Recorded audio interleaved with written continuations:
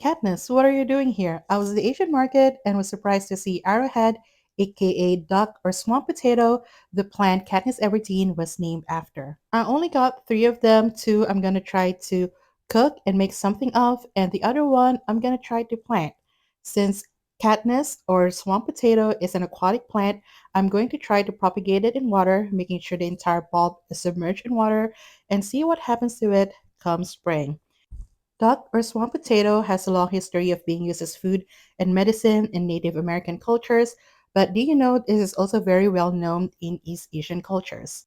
But instead of calling it duck potato, they call it chigu or sprouting mushroom, and it's very popular during Lunar New Year or Spring Festival, which is likely why I found it at the Asian market during this time of year.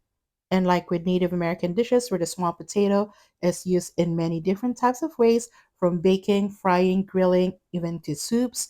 This is also used in many different type of dishes for the Lunar New Year.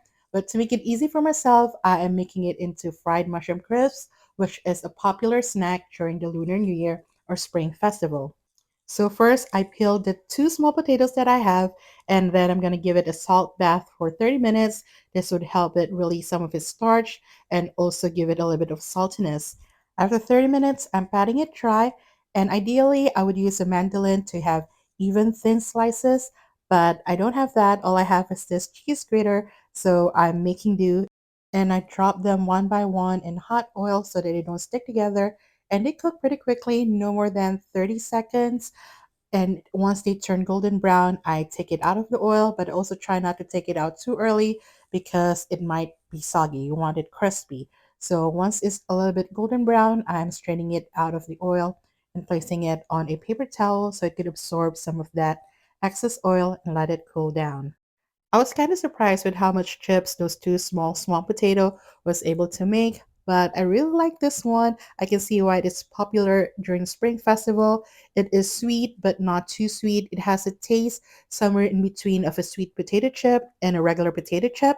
And because we gave it a salt bath, it also already had that saltiness in it, but not too much. And for me, this tastes fine as is, but if you want to add seasoning, go ahead. But as is already very delicious and very crunchy. Here's a little bit of ASMR.